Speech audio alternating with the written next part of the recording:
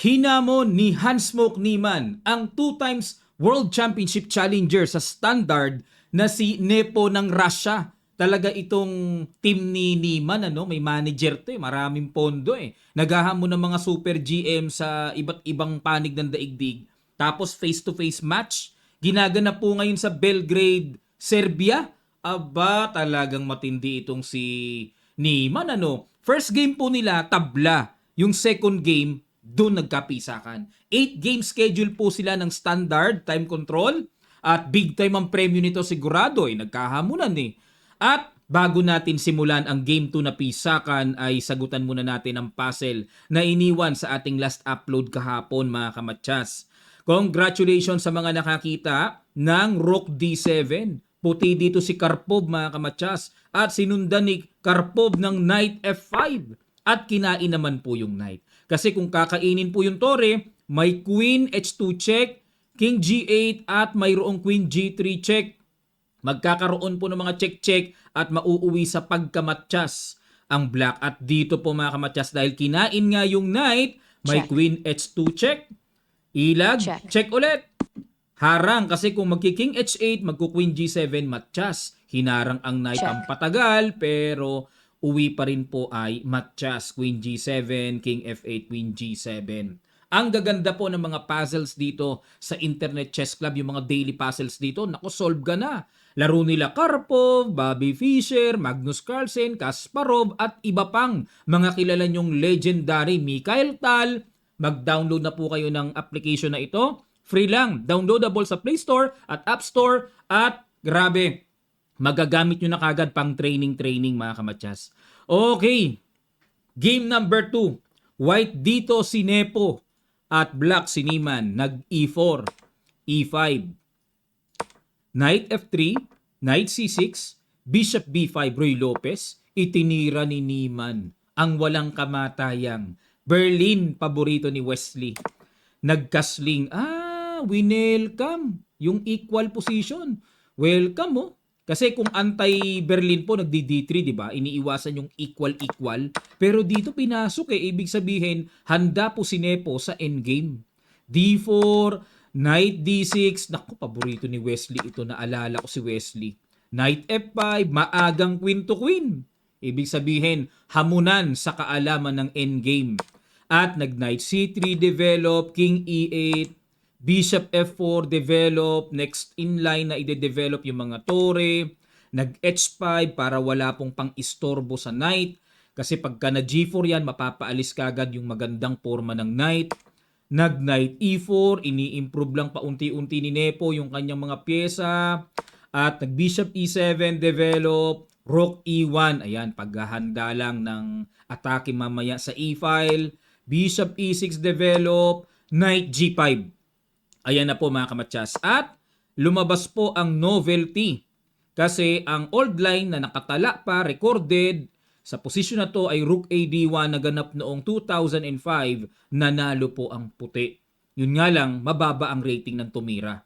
Maging ang black noong 2005, panalo puti. Pero ngayong 2026, syempre, Nepo ito Knight D4, tiniret ang pawn C2, kinain po ang bishop, kinain din binalikan ng knight at nag-bishop E3.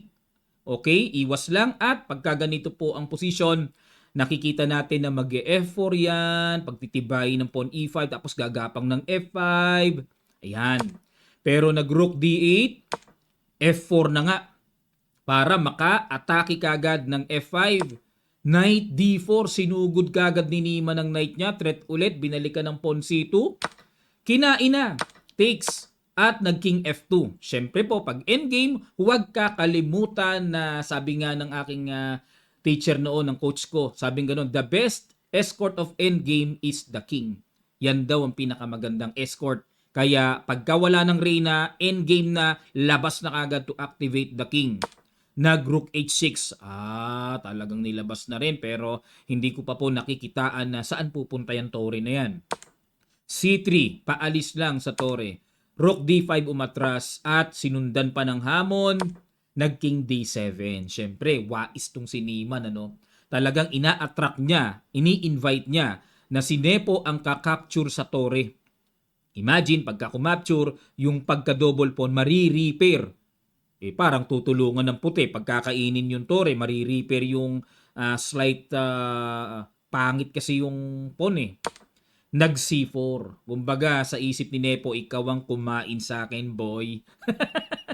Ayoko. Kinain nga ni Niman. Kinain. At nag King E6. Ayun. Good move. Naku, may pasok doon. Nag King F3.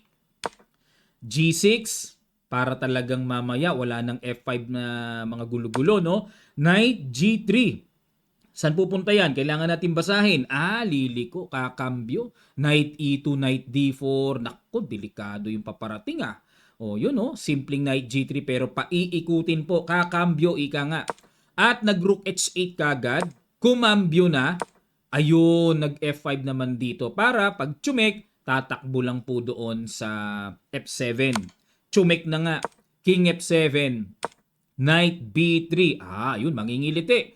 Pupunta doon sa A5 para magkaroon ng atake at yung tore ang dapat bantayan dyan. Papunta sa 7th rank. Yan ang mabigat. Nag-King E6 ulit. Bumalik para hindi makabalik doon sa D7. Nag-Rook D3. Kasi po kung magda-Knight A5, titirahan lang ng Rook B8, didepensahan lang. Di naman maka B6, imagine, kasi makukuha po ng libre yung pawn C6. Ngayon, kaya sinundan muna ng Rook D3 para pag Knight A5, Rook B8, may Rook B3, susundan ng atake at alinman sa B7 at C6, babagsak po yan, mga kamatsas. At dito nag-Rook B8. Ayun, Rook B8, pinagandaan. Inuna kagad ang depensa para yung Knight A5 ay magiging useless. Bakit po? Imagine, pag tumalon ang knight dyan, magbi-bishop b4, maagang papaalisin kagad ang knight. Lalabas, useless po. At nag-A3, ayun. Ang plano naman ni Nepo, pag nag-knight A5 siya, ayaw niya na may iistorbong bishop. Kaya nilagyan niya ng A3. Pero napailing po ang computer. Bakit yan? Wag lang makatungtong sa bishop b4. Nilagyan mo niyan. Dapat ito ang tira. C5 lang dapat. Yun lang pala. Bakit?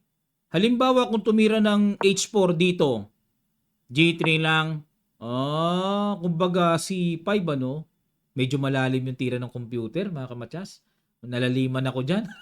Hindi ko pa rin mag-gets kung bakit. Hindi nga makaalis yung knight makukuha yung pawn C5 Pero parang practically, parang gusto ko yung tira ni Nepo Yun nga lang talagang syempre sa computer kasi malayo ang kalkulasyon niyan. Kita niya yung hanggang dulo di ba? Tuloy tayo nag C5 dito. Ayun, tinamaan na para walang knight D4 check na timing. Knight A5. Naku, yun pa rin ang kuntirya ni Nepo, yung pawn B7 Nag G5 binasag na. Okay, basagan na kagad. G3, maintain lang ang pundasyon ng pawns. At G4 check, King G2. Bumaba kagad. Kasi po kung dito pupunta, meron nga palang H4. At yung H4 na yan, pagka nagkainan, magiging pintuan ng tore later on para maka-atake. Kaya binabaan kagad dito ni Nepo para anumang bukas ang gawin dyan sa H-file ay talagang secure na hindi makakapasok yung tore later on. H4 pa rin. Siyempre, yan ang pintuan ng atake. At dito mga kamatsas, sinabayan ni Nepo. Kasi nga po mga kamatsas, kung pababayaan lang ito, pupush yan dito. At kapag nakapush yan, marami pong mga endgames na delikado ang puti. Pag na-exchange na yung mga bagay-bagay dyan, delikado kasi yung pawn nandito Ito na lang ang aalisin, yung H2 o kaya G3, makakapromote Kaya ginawa ni Nepo, sinabayan niya talaga ng pasabog. At nag-A6. Bakit nag-A6? Mag-B5 dito? Nag-A4. Pinigilan naman ni Nepo. Lakas makatimbre ni Nepo, Mag-B5 nga. Kinain na ang pawn H3. Kain. Kinain pa ang pawn G3. Kinain. Check. Baba. At nag-Rook D8. Ayun. Kumbaga, sige, kainin mo yung B7. May counter. Rook D2 is coming. Makaka-counter sa pawn B2. At kinain. Check. King F3, check, baba, uy, sundot. Ayun, hindi ginawa. Dinobo lang ni Niman, galing ni Niman, oh. Talagang grabe, sumasabay na talaga sa mga malakasan, ano? Oh, ang lakas counter. Dito po kasi, medyo nakaka-attract. Uy, Bishop H4, tusok. May knight takes C5. Ubos. Mauunahan pala. Ang sakit. Oo, kaya hindi pwede yon. Rook D4 lang. King E3, suporta. Kinain ng pawn na C4. Chumik. Angat. Ayun. Tiniretso kala ko kakainin na yun eh. Baba uli. Ayun, nag-knight A5, threat ang tore. Kain to ah. Kinain nga ang pawn sa A4. Knight C6, threat ang bishop. Takbo. Pinaalis pa rin. Check muna. Takbo. Ayun, dito po kumabyos. Pero kung ako po ang titingin, siguro kayo rin mga kamatyas, no? Unang tingin, saan pupunta ang bishop? Parang only square na safe ay bishop E1. Time check tayo, 2 minutes and 21 seconds, 16 minutes pa si Nepo. Ibig sabihin talagang gumugol ng oras si Niemann, ano? Dapat daw ang tira is, yun nga, yung principle, no? The best defense is to counter attack. Ganun palagi mga kamatyas. Counter attack ang the best pala, no? Pag kinain ito, kain din yun. Paano kung kainin naman yung pawn C7? Magro-rook E1. Ayan. So, timpla na po ng accurate computer engine yan. So, sakto yan mga kamatyas. Pero, dahil nag-bishop E1, rook takes C7, A5. Okay, naku po. Tingnan nyo po evaluation bar. Naku po. Knight D8 check, King D5, Rook D7 check, King C4, Knight B7. Uy, may double. Okay, may pressure, may double. Rook D4, obligado. E6. Yun lang yung paspon ang napakalakas dyan. Nakakaiyak na posisyon ni Niemann. Nakalusot ang paspon ni Nepo. Bishop H4, obligadong pigilan yan. Check. King B3. Check ulit. Harang ng tore.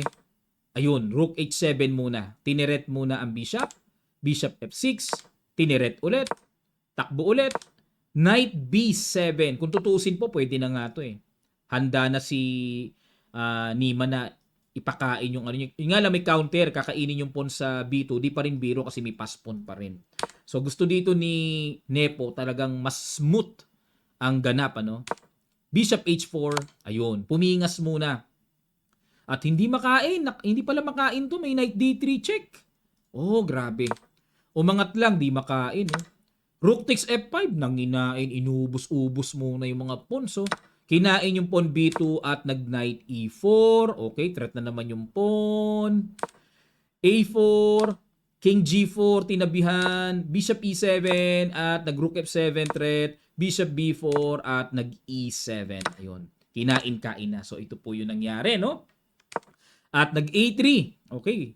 Yan ang huling pag-asa dito ni Niemann. Makabawi-bawi dyan. Kaso nga lang may extra pawn. Kung wala pong pawn, knight at rook lang, hanggang tabla na lang dyan si Nepo. Kaso, may pawn. Yan ang mabigat na talagang pang-decision dyan. Oh? Sakit. Rook C2, push. Baba. Ayun. Ay, grabe itong Knight C3.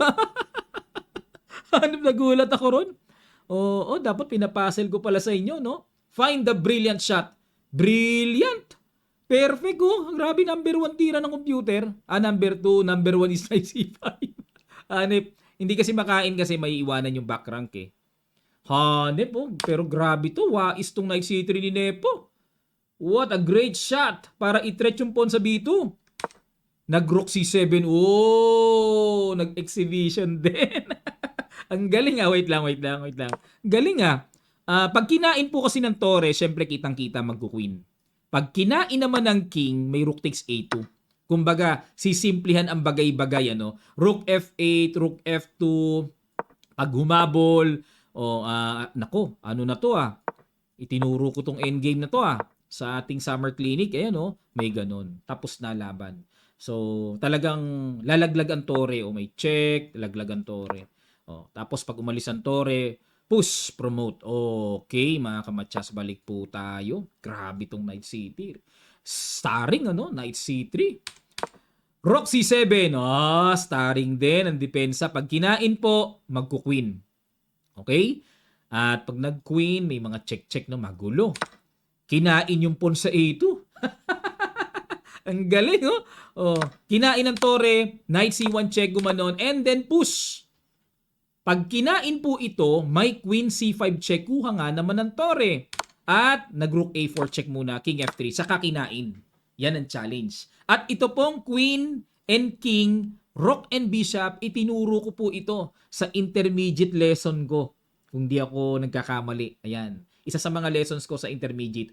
This Sunday po kasi mini tournament na namin eh. And then by June po ang continuation ng training. Sana enroll din kayo mga kamatsas. Subukan nyo po, try nyo po. Natapos yung aming 9 sessions lecture.